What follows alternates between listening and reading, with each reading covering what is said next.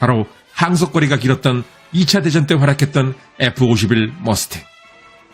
대구에서 뜨는 F-51 머스탱 한 대는 일본에서 날아오는 F-80 4대와 맞먹는다.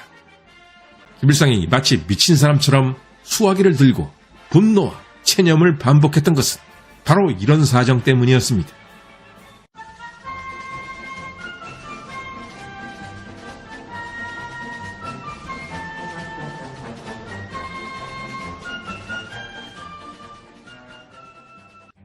(1950년 7월 7일) 조선민주주의인민공화국 내각수상 김일성의 집무실. 급박한 전화벨이 계속해서 울리고 있었습니다. 한숨을 쉬며 포기하는 말투로 읊조리다가 다시 언성을 높이며 분노를 터뜨리는 김일성. 옆에 앉아 이 모든 것을 지켜보는 사람은 북한 주재 소련 대사 슈티코프.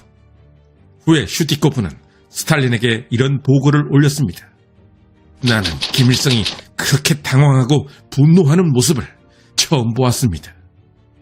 이것은 우리를 의아스럽게 합니다. 1950년 7월 7일이면 북한군이 너무나 잘 나가고 있던 시기 아닌가. 오산에서 미 스미스 특임대와 조우한 북한군이 미군 3분의 1가량을 전멸시키며 승리했던 것이 불과 이틀 전. 우리가 아는 상식대로라면 이 시기에 김일성은 기뻐하고 있어야 했습니다. 그런데 김일성은 도대체 무엇 때문에 소련 대사가 옆에 있는데도 자신의 감정을 주체하지 못했던 것일까? 8일 전인 1950년 6월 29일 오전 6시 수원 비행장에 도착한 메가더 장군. 이날 그는 북한 공군에게 기총소사까지 당했습니다. 무엇보다도 제공권 장악이 최우선 과제임을 직감한 메가더.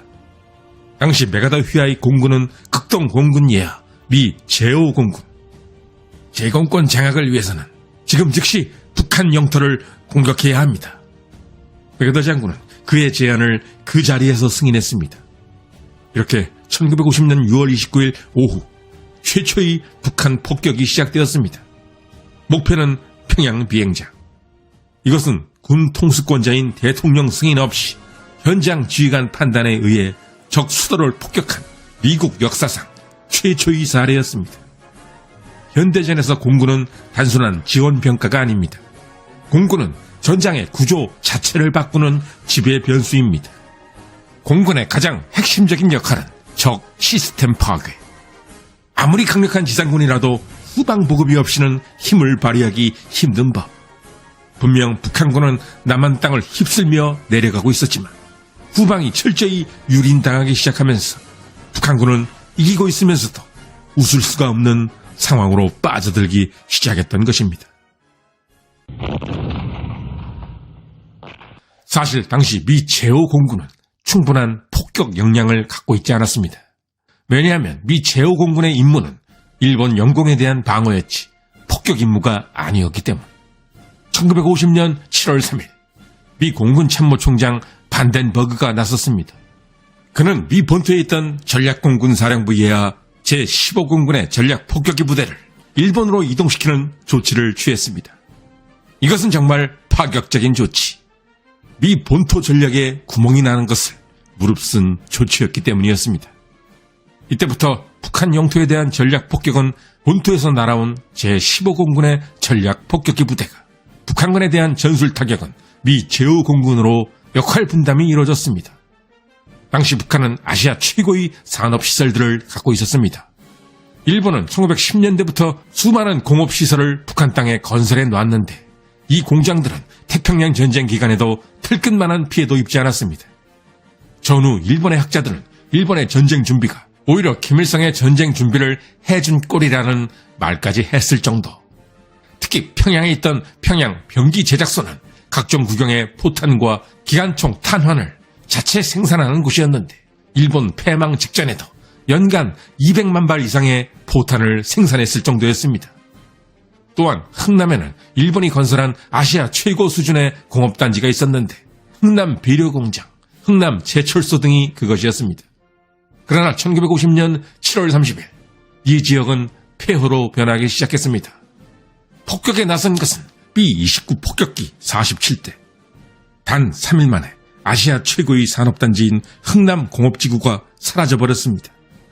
미군의 사진 분석관들은 흥남지구 산업단지의 약 85%가 파괴되었음을 확인했습니다.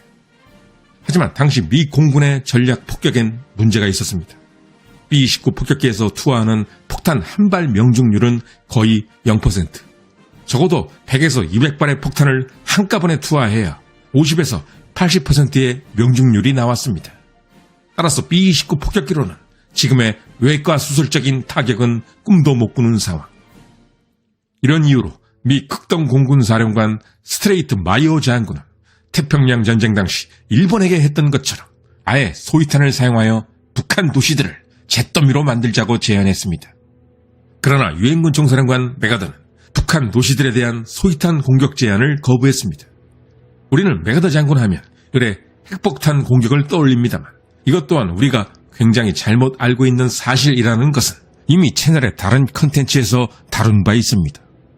그런데 메가더의 거부에는 사실 이유가 있었습니다. 이미 그때 메가더는 한국의 통일을 염두에 두고 있었고 전후 북한 지역에 대한 미국의 복구 부담을 계산하고 있었던 것입니다. 북한군에 대한 전술 폭격을 담당했던 미 제5공군에게도 문제가 있었습니다. 전쟁 초반 북한군을 공격하는데 가장 큰 활약을 했던 기체는 F-80 슈팅스타. F-80 슈팅스타는 59경 기관포 6문과 5인치 고속 로켓 8발을 달고 있었는데 이는 북한군 병력 살상에 가공할 위력을 보여줬습니다. 그러나 문제는 항속거리. 보조 연료 탱크를 장착해도 일본에서 날아오는 F-80기들은 전투 지역에 머물 수 있는 시간이 고작 15분에 불과했을 정도.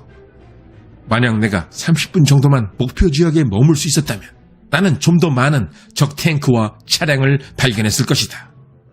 나는 적을 봤는데도 연료가 부족해 그냥 돌아와야 했던 적이 한두 번이 아니었다. 그 해결책은 간단했습니다. 바로 항속거리가 길었던 2차 대전 때 활약했던 F-51 머스탱. 대구에서 뜨는 F-51 머스탱 한 대는 일본에서 날아오는 F-80 4대와 맞먹는다. 그러자 제5공군은 대구에 무려 141대의 F-51 머스탱을 갖다 놨고 이후 북한군에겐 지옥이 펼쳐지기 시작했습니다. 이에 대한 북한군의 대응 방법은 그냥 사라지는 것. 1950년 7월 초부터 북한군은 아예 밤에만 진격을 하기 시작했습니다. 모든 보급물자 이동도 밤에만 했습니다. 이것은 북한군의 진격이 늦어지게 되는 중대한 원인이 되었습니다. 그러자 김일성은 전선사령관 김책과 총참모장 강건에게 돈통을 터뜨렸습니다. 그리고 박헌영은 소련 공군 지원을 요청해야 한다며 김일성에게 호들갑을 떨었습니다. 이런 정신없는 상황에서 김일성은 이런 고백까지 했습니다. 나는 아무래도 신경 과민 상태에 빠진 것 같소. 동무들의 이해를 부탁하오. 말 그대로 지도부 패닉 상태. 미 공군은 북한군의 시간을 빼앗았고 보급을 끊어버렸으며 무기 생산을 올스톱시킨 것도 모자라 북한군 지휘부의 멘탈까지 갉아먹었던 것입니다. 1950년 7월 7일 김일성이 마치 미친 사람처럼 수화기를 들고 분노와 체념을 반복했던 것은 바로 이런 사정 때문이었습니다. 북한군 지도부가 이렇게 패닉에 빠진 시점은 우리가 생각하는 것처럼 인천상륙작전 성공 이후가 아니었습니다. 아이러니하게도 북한군이 가장 눈부신 승리를 거두고 있던 바로 그 순간부터였던 것입니다. 끝까지 시청해주신 시청자 여러분께 감사드립니다.